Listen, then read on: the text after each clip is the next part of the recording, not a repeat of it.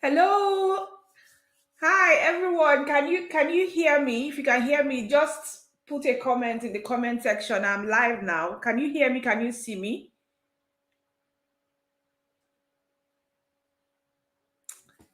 Okay.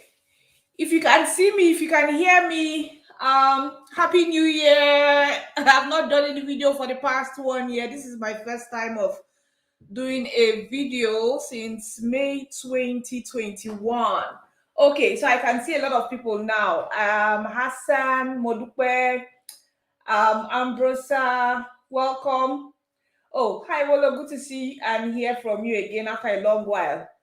Okay, yeah, so it's been a very long while. I have to apologize. I am so sorry that I disappeared on you guys. I'll explain why I disappeared on you guys, but I hope you understand. It's been 1 year since I disappeared from the YouTube space, and I decided I was going to come back because it's unfair to just disappear like that without, you know, just giving an excuse on why I wouldn't be available. But I am happy to be back, and I'm happy to see you guys. Thank you, a lot of people. I am so grateful for you joining me this evening, wherever you are. It is afternoon over here, and I know that where you are, if you're in Nigeria, it's evening, that's 6 p.m. evening.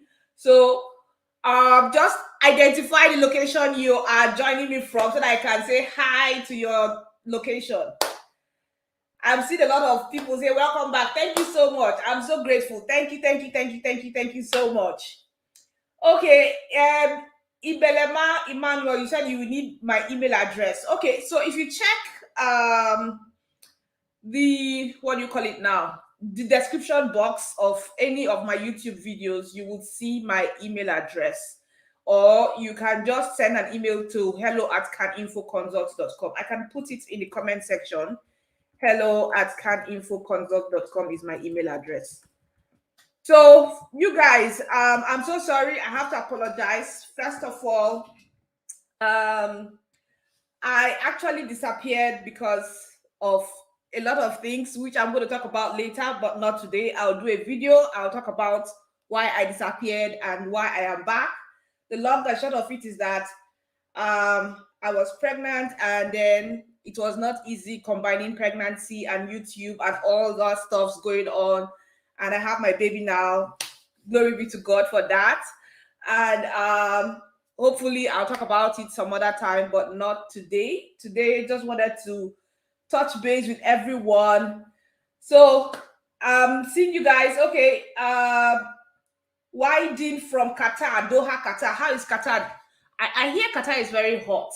I would like to go to Qatar someday. I don't know, maybe.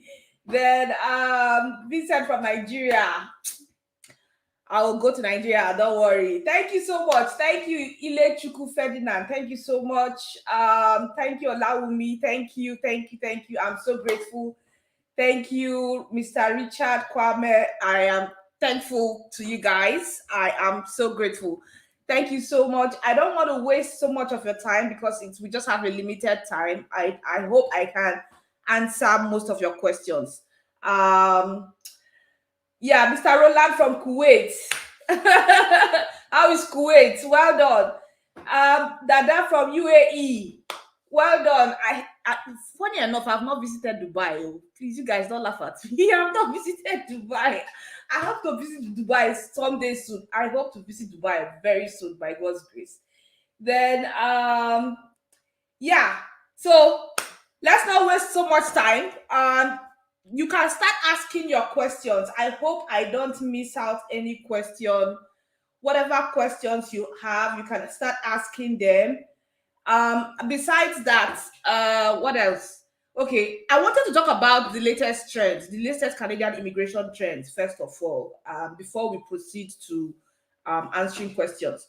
So a lot has been going on. Of course, express entry has been on pause since 2020, December. Not that it's on pause. Express entry is ongoing, but the one that has to do with people being invited from outside Canada, people who don't have provincial nomination points or provincial nomination.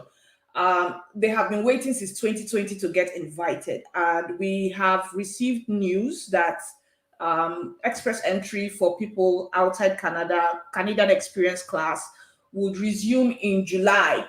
And because of that, a lot of things have been going on behind the scenes, and one of them has to do with proposed changes. They are proposing to change express entry. So we don't know what the outcome will be like, but what it is going to look like is that Canada wants to invite people based on occupation. So it is no longer going to look like a situation where you have a very high comprehensive ranking scores and then you get invited based on your comprehensive ranking scores. This time around, I am assuming, don't quote me, oh, please don't quote me. I am assuming that express entry will change towards occupation-based express entry, which means people who will be invited to apply will be invited based on occupations in demand. I'm assuming, it has not been announced yet. I'm assuming based on what I have read, based on what I have seen, based on the proposals that have been going on, occupation, English language scores, and I think education as well. So we don't know. For anyone who is in the express entry pool, we pray that the proposed changes will not take off immediately. If you have high comprehensive ranking scores and you've been waiting for the express entry draw to take place in July, we pray that you are drawn, you're among the people that will be drawn out of the pool before they start their changes, so that it doesn't affect you. Because I know a lot of people have wasted, I won't say waste time, a lot of people have spent so much money in learning French to boost their comprehensive ranking scores. A lot of people have done an additional educational qualification just to boost their comprehensive ranking scores. And then they're in the pool with high scores from 480, 470 to 500 and above. And then we are expecting that these people should be drawn after waiting for almost 1 year, even with high Ielts scores. Then IRCC is now saying, oh, wait, it's like we want to make some changes. So it will not be fair to those guys who have, prepared themselves in the pool waiting for the draws, and then a change now happens and it doesn't favor them at the end of the day. So my prayer is that anybody who is in the express entry pool, once they resume in July, you should be among the set of people that will be drawn from the pool. So yeah, so that's one of the latest updates. And then provincial nominations going on in all of the provinces. Most of them are being changed, right? So I'm seeing a lot of congratulations. I don't know whether I should start answering questions or I should keep talking about the changes. I've talked about the express entry proposed change that we are expecting to take place. For provincial nomination changes, Manitoba has done a survey among people in Manitoba, and they are proposing. I just read something that is making me laugh now. Olufisayo, please, oh. Okay, thank you. Anyway, so let me not be distracted. So for Manitoba, they propose that there will be changes, and the changes would take place sometime soon. Of course, with Manitoba, if you don't have a sibling or a cousin living in Manitoba, you might likely not get a provincial nomination from Manitoba. But they have done a survey and they want to make some changes. So we are hoping that the changes will favor a lot of people this time around, such that people who do not have relatives, or they'll increase the points for friends. With friends, you don't have enough points to be drawn, or they will reduce or remove the requirement of having a sibling or a relative in Manitoba for you to be able to get a provincial nomination from Manitoba. That's for Manitoba. For Saskatchewan, they've introduced lots of new changes to their provincial nomination, in the sense that there's a healthcare occupation in demand sector provincial nomination pathway. There's also the tech provincial nomination pathway as well. So if you want to know more, I'll recommend that you go to the website, Saskatchewan website, and see what they have there. There are lots of changes taking place. British Columbia, not much change, still the same thing. Ontario is preparing to welcome more people to their rural areas. So if you feel that you do not meet most of the requirements of immigration, I usually say this: try to search for jobs and target the rural areas, especially the RNIP. Right. So for Ontario, they are looking for more people in the rural areas. They want to invite more people, and I would say target Ontario if you are looking at searching for jobs. For New Brunswick, they also proposed changes as well. So I haven't thought about this. I wanted to mention this. There was one video I did sometime, I won't say last year because it's been a while. I did a video.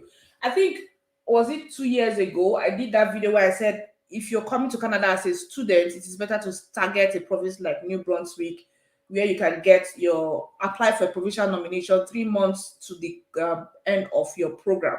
Now, I just want to mention this: if you are of a certain age bracket, you might not be able to fit in that program because your age bracket is above the bracket that you can be able to create an express entry profile. A lot of people who are beyond, let's say 35, I won't say 35, let's say 39 and above, and if you don't have a very good Ielts score, they are unable to create an express entry profile.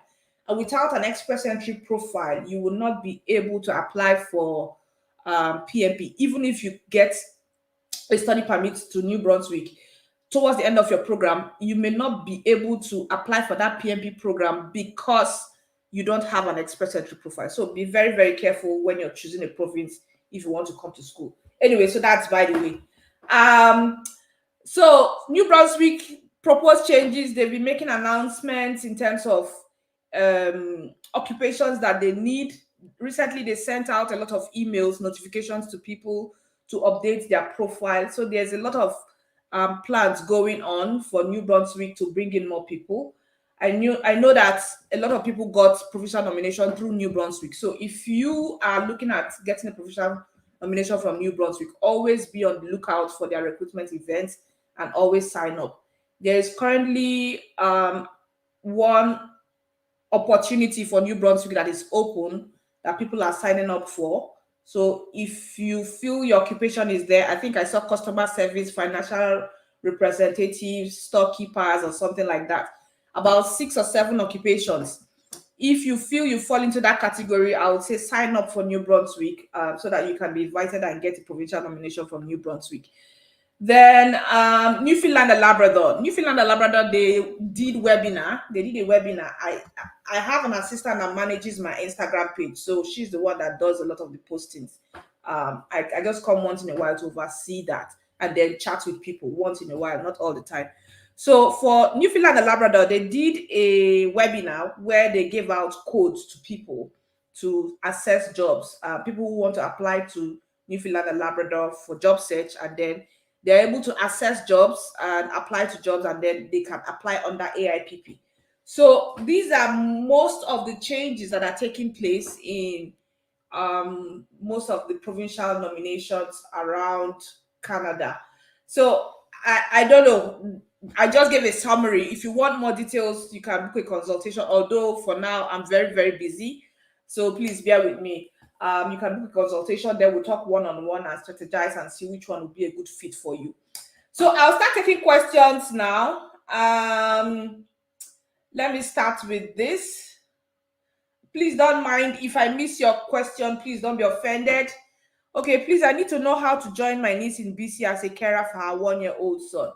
Okay, so if you want to join your niece as a carer for her 1-year-old son, you have to apply, or your niece has to first of all register a CRA number and then advertise the job. And if there is no person in Canada taking that job offer, then she can give you the job offer, and you can use that job offer to apply for work permit to come to Canada. But of course, it depends on how you're coming. For the home childcare pilot program, it is currently closed, but the home support worker program is still open. So it depends on which of the streams you want to use. Do you want to use home child care pilot program? They have a cap and they open it every year. I think about 2,700 thereabouts. Once that cap is full, it is closed. So if you want to use that pathway to come into Canada, you might not be eligible until next year. For next year, watch out for that pathway, and then you, of course, you need your IELTS. Yes, you need your, what do you call it again? Your evaluation, the work experience and trainings to show IRCC that you actually have the experience to work as a carer. So your niece has to do all of these things for her to invite you. There are other parameters that you have to like meet for you to be able to get the visa. So there's one thing, you can get the job, and then the other part is actually getting the visa. The visa is more important. So if you don't meet the parameters of getting the visa, you might still be denied of getting the visa. Okay, so next question, please. I'm above 40 years. Is there any chance for the express entry? So I mentioned it earlier when I was talking about New Brunswick, for people who are coming to school in New Brunswick, that if you're 40 years and above, you need to like have masters and a very high IELTS score and even a French language score for you to be able to create an express entry profile. So except IRCC makes the changes to reduce the requirements to meet people, to accommodate people with a higher age. Those are, I don't know whether that is part of what they're even looking at, so that people who are above 40, they can able to create an express entry profile. So let's watch out.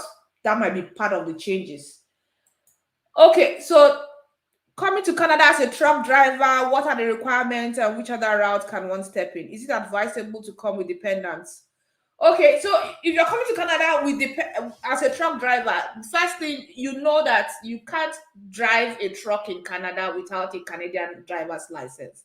And you have to get a license that is equivalent to the Canadian standard. So if your license is from any of the European countries or South Africa or the USA, then it's possible for you to, when you come into Canada, you have to do some tests, do road tests before you actually get the Canadian driver's license. So it's not as if you can get a truck driver job. The people who are lucky to get truck driving jobs are people who live in Europe. If you are in Europe and you have been driving trucks in Europe, it's possible for you to get a truck driving job and you come into Canada. But of course, you have to do the road test first to switch your driver's license to the Canadian driver's license for you to be able to actually drive in Canada. So that is the whole thing around it. You can't get a Canadian driver's license outside Canada. You have to be in Canada to get the driver's license. So if you want to work as a truck driver, you have to find your way to come into Canada, except you're living in Europe. And then there are recruiters who actually go outside to look for people to come and start driving. Is it advisable to come with dependents? It depends on your personal situation. So if your personal situation shows that you have what it takes to return back to your home country, then your dependents as well, you can apply. But if not, the visa officers are the ones that decide who should be given visa. So that's the challenge there. Oops, I'm sorry if I missed your question. Please don't be offended. Okay, so this is my personal person. Okay, how can we build our credit score rapidly within 1 to 3 months as a new immigrant? Okay, building credit score is not possible for you to build a credit score rapidly within 1 to 3 months. You have to take almost a year before you can even build your credit score, except you want to take on a lot of debts. But even with that, if you're taking on a lot of debt and you're paying off immediately, you still will not get enough credit score. I know you want to use the credit score to do something related to maybe mortgage, but it's very difficult to actually get that. But if you get a job offer, a permanent, full-time permanent job offer, it's possible for you to even get maybe a credit union to give you a approval for mortgage, if that is the area you're looking at. Okay, so next question. Your husband is moving with a study permit. Is it possible to apply for a spouse visa and move with him? Yes, it's possible to apply. Your husband can be the applicant and then you be the dependent. But both of you should ask yourself questions on if you would meet the requirements of actually getting the visa. The point is getting the visa, not just applying. So if both of you can meet the requirements of getting the visa, then yes, you guys can apply. But of course, you have to answer the question on who is going to be the tie, the family tie back in your home country. Next question. Will visa be granted to all family members for a 1-year postgrad course? Yes, it's possible for visa to be granted to all family members. Like I said, depends on your personal circumstance, depends on how you are able to convince the visa officer that you have strong ties back to your home country. If you cannot convince them that you have strong ties to your home country, then it's better to apply alone than to apply with your family members. Okay, so next question. Professional data analyst and I need job in Canada. So as a data analyst, you have the opportunity of searching for remote jobs, searching for jobs that can give you opportunity to immigrate to Canada under what we call the global talent stream. So the best thing to do is to start searching for jobs. If you have what it takes to convince an employer in Canada that you are the best fit, you're the best candidate, it's possible to get a job offer from outside Canada. I have about 3 people who are very close to me who got job offers from outside Canada and they've landed with their families. So if you want that route, I would say start searching for jobs. Other than that, you have to immigrate through the other options. Okay, so can I convert my study visa to a working visa? You have to graduate first for you to convert your study visa to working visa. So after studies, you get what you call postgraduate work permit. So it's possible for you to convert that, but you have to graduate first before you apply for work visa. Okay, so next question. You like to move to Canada after master's degree in UK. How do you go about it? So it's still the normal procedure of immigration. Write Ielts exam, evaluate your credentials, and check if you have. I'm using the current situation. If you have high comprehensive ranking scores, then you can actually wait for when the draws start. Then they will pick you up. Other than that, there are other provincial nomination options that are available. You have to just check each website, but if you feel it's going to be time consuming for you, that is why we are here as regulated Canadian immigration consultants. We can help you shorten the time for you to search, comb the website or comb the internet to see which one is suitable for you. We'll tell you which one is suitable and then you just follow that path. Okay, next question. You have a problem with your language, English native speaker, but not able to achieve an 8 in listening, but then I have a C1 in French. Okay, so if you have a C1 in French, you combine both languages, it's supposed to give you more points. If you're not able to get an 8 in listening and you're able to get a C1, say and in French on all 4 factors, you have more points and then you have more options as a French speaker. It's possible. In fact, people who speak French, they are a high demand, they are very in high demand in Canada. So use your French language as your primary language, and then you'll be able to get a provincial nomination from Ontario if you have a very high comprehensive ranking score in the express entry pool. Let's say as from 450 and above, because that's what they did. The last draw was from 450 and above for people who can speak French. So that one is there. And like I said, part of the changes that we are expecting, all of these things that we are looking out for, they might be implementing them. Okay, next question. Is living carer a high demanding job? It is. But the challenge about care jobs or providing care, how will I put it now before I start speaking grammar? The challenge about care is that you need to convince the person that's going to hire you that you are, how will I put it now, that you can do the job. Number one, it's a very sensitive job and you will be subject to a lot of checks: criminal record check, adult abuse check, child abuse check, all the checks. And then such jobs, it's through referrals. People get it through referrals. So you need to find somebody who's already working in such area for the person to refer you, because you're dealing with a human being, right?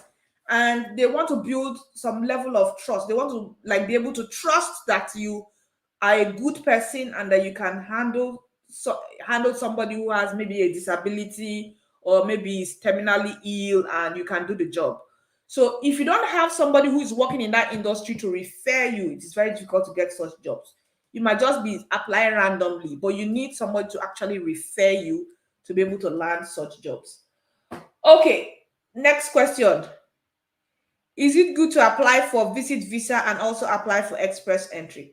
So it's possible if you meet the requirements of convincing the visa officer that you return. We call it dual intent, showing your ability to actually visit Canada and at the same time return back to your home country.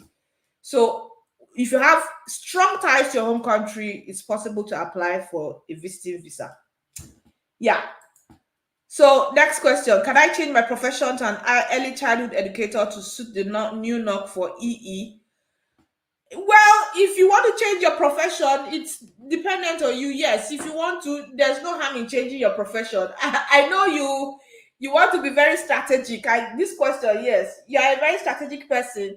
You're foreseeing that because early childhood educators will be in demand, there's a possibility of them picking people with early childhood educators from the express entry pool. Like I said, I don't know yet, though. Please don't go and quote me. I'm just based on the news we've gathered so far, right? We know that the changes are coming to the express entry, and it might be occupation based. So if you want to change your profession to early childhood educator, it's possible to do that, but of course, you need to meet the requirements of a 1 year work experience. You have to meet that requirement so that the visa officers can be convinced that you actually have the experience. Okay, next question. There's a lot of person offering job placement for people. Purporting is an opportunity in Canada. You have to help us know the right ones. Okay, when it comes to job placement, job search, I would say do it yourself.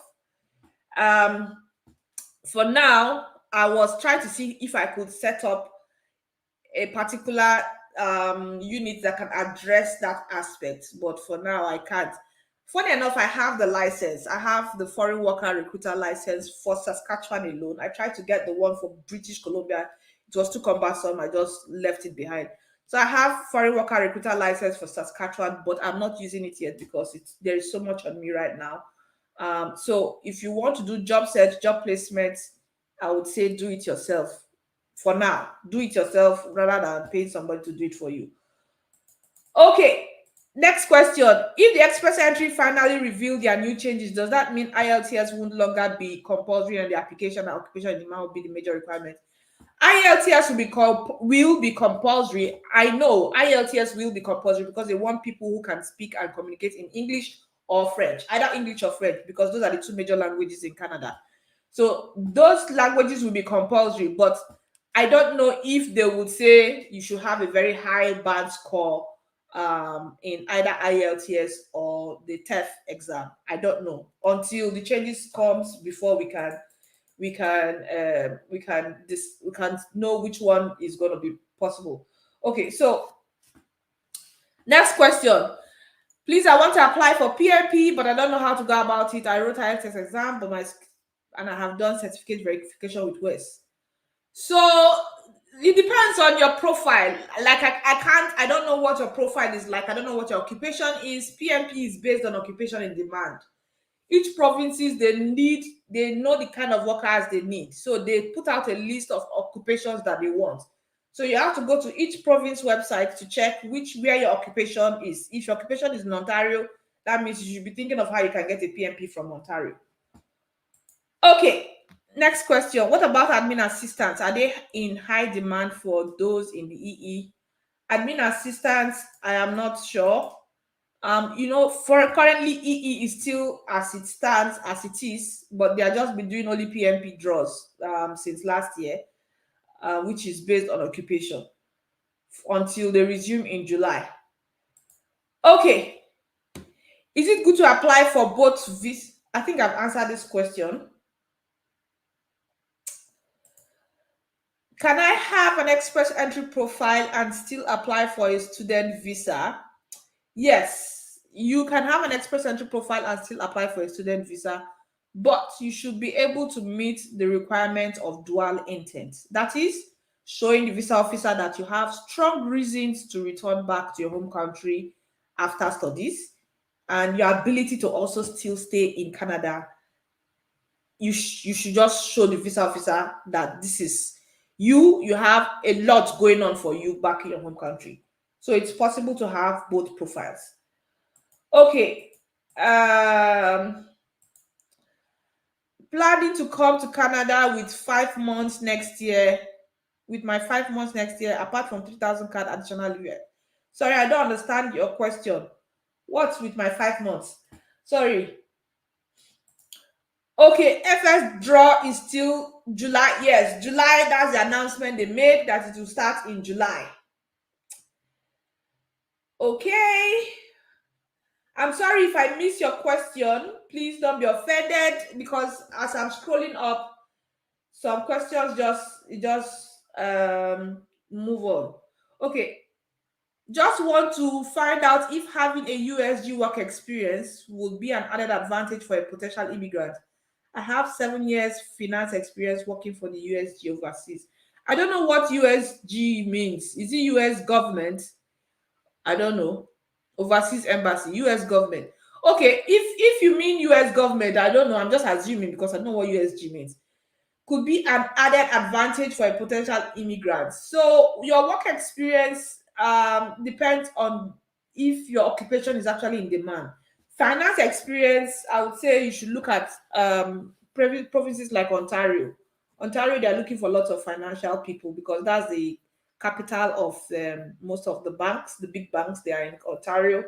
They look for a lot of financial people with financial experiences. So yes, if you have 7 years financial experience, is possible. And even recently, I got to know that you could actually get a job offer from outside Canada as a finance person, and also immigrate with that. So if you have a very good technique, very good skills in finance, and express entry is stressing you, I would say try to search for jobs. There are actually companies are looking for people that have good skills in finance. Okay, so can I get a Canadian visitor visa from the US since I have US visitor visa? You can get a Canadian visitor visa, but you have to meet the requirements of returning back to your home country, right? So, if you have what it takes to return back to your home country, yes, it's possible. Please, I applied since last year for visiting visa, and my passport is still in Dakar since last year. I don't know what to do. If your passport is still in Dakar, I would say raise a web form. If you don't know how to raise a web form, just Google web form. It will come up. Raise a web form and notify them that your visa, your passport has been held for more than the required timeline, right? So that you know what is actually going on. You have to keep raising web forms for them to either return your passport or you wait for them to stamp it. Okay, so I've been talking for the past 33 minutes. I just have 12 more minutes to go. Please bear with me. It's just I'm just trying to get back into the YouTube thing. I've been out of YouTube for 1 year and it's really been stressful. Okay, so hello Wolo, please, apart from FSW Express entry, which immigration pathway is suitable for a Nigerian pharmacist? Pharmacy, of course, pharmacy is a regulated occupation in Canada, and you have just few provinces. I won't say even few. There's no province in Canada that is even actually looking for pharmacy, except British Columbia and Saskatchewan. So check the websites for British Columbia and Saskatchewan and see what they have. If there's something suitable, there's something called Health Match BC, but you might not be able to practice as a pharmacist because it is regulated. But if you say pharmacy technician, it's possible. But the thing is, is it possible to get such jobs from outside Canada? No, except you immigrate through express entry and through provincial nomination. And for BC, the requirement for you to get a provincial nomination from BC is actually to get a job offer. So yeah, so you might consider coming to school if you have the funds. That's an option there. Okay, so get married after getting in the pool. How do I ensure I bring my wife to Canada if I do get picked eventually? If your situation changes, normally that's the rule for Canada immigration. If your situation change anytime you apply or anytime you have been invited, you have to update IRCC that your situation have changed. If you have a child in the process of your application, you also have to update IRCC that your situation have changed. You now have a child. So depends on what you want. If after getting married or if you get picked and then you get married, you have to notify IRCC that your situation have changed and also increase your proof of funds to suit your family size. Okay, so next question.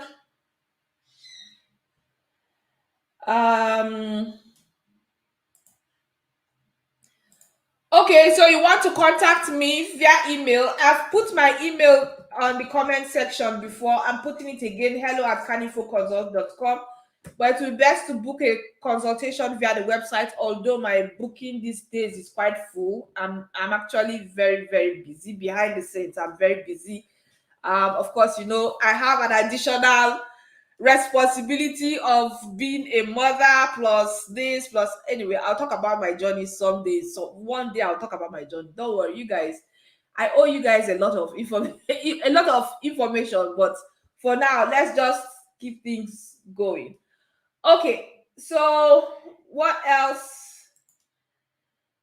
When I come there with visitors visa, can I walk out to getting work permit and PR and how? Okay, so for this question, presently, because of COVID, the government of Canada relaxed a rule concerning applying for work within Canada. And they gave the opportunity to people who came into Canada to visit, to actually search for jobs, get job offers, and then apply for work permit within Canada. Before, you have to leave Canada to apply for work permit. But now they relaxed that rule and allow people to apply for work permit within Canada so that they can start working. And that rule is open until February 2023. So anybody who comes into Canada as a visitor this period, you have an opportunity to search for a job, apply for work permit, and convert your visitor's visa to work permit and still remain in Canada as a worker. And then eventually, after maybe 1 year work experience, depending on the kind of job you get, if it's a NOC C or NOC B kind of job, if it's a NOC B kind of job, you can be eligible for Canadian Experience class after 1 year of working in Canada. So that option is there. Next question. Please, I studied adult education at degree level, but been practicing as elementary teacher since then. I'm eligible for Quebec PNP. Okay, Quebec PNP, Quebec. For Quebec, of course, you need French. You have to meet the French requirements depending on your situation. I would say check Quebec website and look at the eligibility requirements and see if you meet requirements and if your occupation is actually in demand in Quebec. Of course, teaching in Canada is also regulated. If you don't know, teaching is regulated, so you might not be able to practice as a teacher once you come. You have to actually write the exams, get the license before you start teaching. Next question. Which immigration pathway would you recommend for someone already in Canada on a visitor visa, 28 years old, college grad? I already talked about it. I said if you're in Canada as a visitor, you can actually search for a job. If you get a job offer, you apply for work permit. After 1 year, if it's a NOC B kind of job you get, then after 1 year, you can apply for the Canadian Experience class to become a permanent resident through the Canadian Experience class. So if you are currently in Canada, start searching for a job. Yes, it's open now until February 2023. If you don't get a job and if you cannot convert your visitor's visa to work permit between now and February 2023, you have to leave Canada. Okay, so that's it. Next question. if you pass your Nclex exam in USA, can it be used to get in Canada and for residency? If you pass your Nclex in USA, it's not, you cannot use it to get a permanent residency except you apply for provincial nominations, right? But nurses, I always say this, nurses have a very good opportunity with Canada in terms of getting job offers. But you cannot work as a nurse because nursing is regulated in Canada. You can work on a lower scale, let's say nursing assistant, what do you call it, personal support worker. You know, you can work on a lower scale, lower level that doesn't require licensing. But you can fast track getting your license because of your NCLEX results. So it's possible. So you check, and you can actually register with NNAS. I don't know whether you not, is it National Nursing Assessment Association or something like that. I can't remember the name. But then, if you are able to do that, you'll be able to get opportunity of getting job offers or provincial nomination from different provinces like New Brunswick, number one, Newfoundland and Labrador, number two, Saskatchewan, number three, and British Columbia, number four. Okay. What Canadian immigration pathways are available for 45 years and above? There are lots of pathways available. If you have the money, I would say come to school in Canada. If you don't have the money, then I would say start learning French. If you're able to learn French, get very good scores in French, get very good scores in English, then it's possible for you to get a provincial nomination from New Brunswick, number one, Ontario, and Quebec. Of course, I don't know whether you know that the latest news for Quebec, they are now offering low tuition, 3,000 Canadian dollars, tuition fees as cheap as that, as in 3,000 Canadian dollars if you can speak French. So just search for schools in Quebec outside Montreal. Montreal is the capital area. Search for schools outside Montreal in specific occupations, and your tuition fee is just 3,000 Canadian dollars. So if you're able to learn French or if you're able to speak French, I would say also target Quebec. They've lowered their fees, especially for the surrounding communities outside Montreal.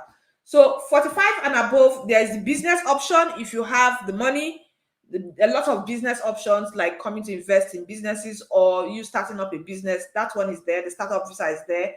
Express entry is very difficult because you might not be able to create a profile except you get a 10-10-10 in Ielts and also a very high score C2 in French. Combine both of them and then look for a PNP in New Brunswick, Ontario, once in a while Manitoba. So those options are there. Or if you have a child, I would say send your child to come study in Canada. Then you can come join the child and search for job opportunities. You get a work experience that you can convert, but you have to target provinces that have PMPs that can be suitable for your age. So if you are matured, let's say from 40 and above, you can't just go to any province like that. You have to be very strategic in the province you choose so that at the end of the day, you can get a provincial nomination. Okay, so I just have 5 more minutes and I would end this live session. Please don't get offended if I didn't answer your question. I'm so sorry. There are so many questions. I just also want to appreciate you guys for joining me this evening/afternoon on this live. And I hope I will be consistent in creating content. I'm trying to create time for that, creating content to that will inform people about the latest immigration trends. So let me just answer one. I think I've answered that question, so I don't know. I'm looking for one more question to answer and then I'll wrap this session up.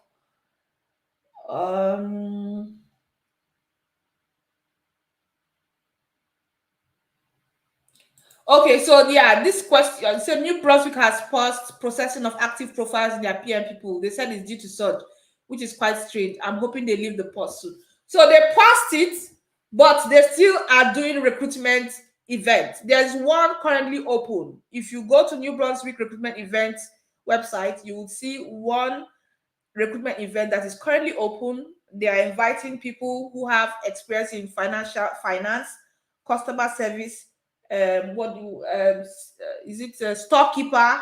What else again? One other, at least about 7 occupations were listed. So there's actually one that is open. So I don't know what they mean by pausing, right? So I would totally rule it out. If you know your occupation is among the ones I mentioned, please go and sign up for the New Brunswick recruitment event. Don't lose out on it, because it's a great opportunity of getting a provincial nomination. Okay, so I've been talking for the past 45 minutes. If I didn't answer your question, I'm so sorry. Please bear with me. And thank you so much for joining me this evening. And I want to wish you a very beautiful week. Stay blessed. And I hope to, come on here and talk about immigration more often, depending on my time and my schedule. I hope so. And I hope to join you guys, and chat with you guys. And the most important thing is I hope to see you guys in Canada. For everyone who is enthusiastic and gingered, please don't kill the spirit. I know Canada immigration can be very stressful, but just keep the spirit alive and believe and stay positive that one day you will land in Canada and everything will be okay. You won't even remember the period of stress of getting into Canada. So thank you so much for joining me this evening. If I didn't answer your question, please don't be offended. Maybe when I do a live next time, I can answer your question. And if you want to book a consultation session one-on-one, you check the website. It's caninfoconsult.com. That's the name of the website. If you want to send an email is hello@caninfoconsult.com. Okay, I also need to announce this. You guys knew me when I was using my previous email, which is Philippians 4:9. Is it 4:9? 4:9 at Gmail. I'm forgetting my email now. That old email, please don't be sending messages there. I no longer use that email. My email is hello@caninfoconsult.com. Thank you so much for joining me this evening, and I hope to see you in another live session, hopefully, or I'll do a video. Thank you so much.